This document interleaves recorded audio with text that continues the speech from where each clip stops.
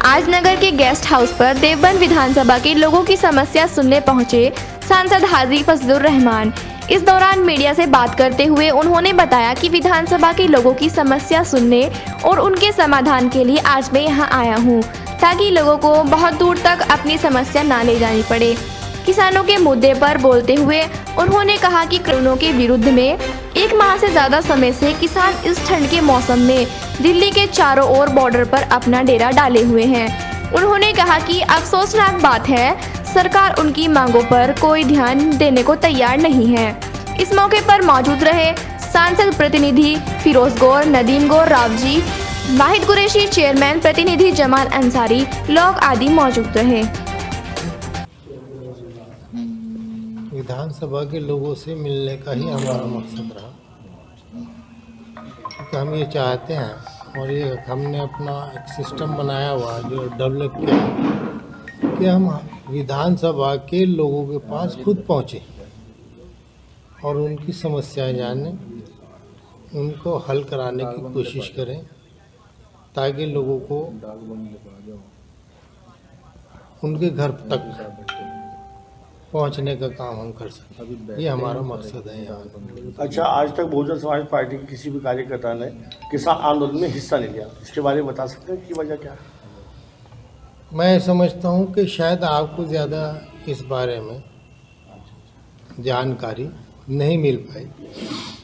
मैं खुद आंदोलन में हिस्सा बना हूँ, किसानों के लिए मेमोरेंडम दिया हूँ, अपनी आवाज़ें उठाई हैं, मैंने पार्लियामेंट में भी किसानों की आवाज़ उठाई है। इस वक्त जो आंदोलन चल रहा है उसमें भी हमारी बहन जी ने बाकायदा प्रेस कॉन्फ्रेंस करने के बाद किसानों की हिमायत की है, बाकायदा ट्वीट की है और अपनी पार्टी की मंशा जाहिर की है।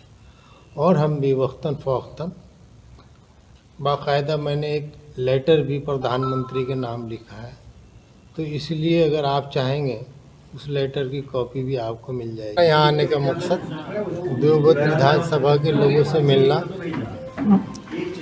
और उनसे अपनी कुछ बात कहनी, उनकी बात सुननी, इसी गर्ज से हम लोग यहाँ पर आए थे।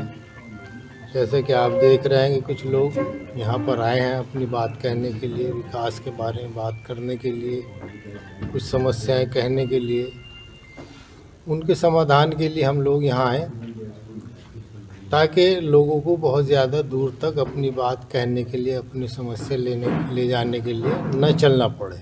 हमारा मकसद यहाँ पर आने का सिर्फ यही है कि हम खुद जाकर लोगों से उनकी समस्याओं के बारे में जानकारी लें और उसका समाधान करने की कोशिश करें। यही हमारा आज का मकसद। किसानों के मुद्दे पर क्या कहेंगे? 1 माह से लगभग हुआ है, किसान अब तक दिल्ली में प्रदर्शन कर रहे हैं, क्या कहेंगे?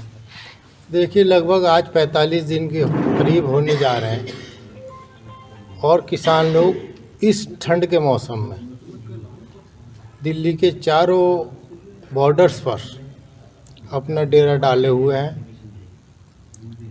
और अफसोसनाक बात है कि सरकार उनकी मांगों पर कतई ध्यान देने के लिए तैयार नहीं, जबकि पूरे हिंदुस्तान के लोग इस बात को जान चुके कि जो मौजूदा कानून है, जिसको पिछले पार्लियामेंट में पास किया गया था, उसकी सभी अपोजिशन पार्टीज़ ने मुखालफत की थी।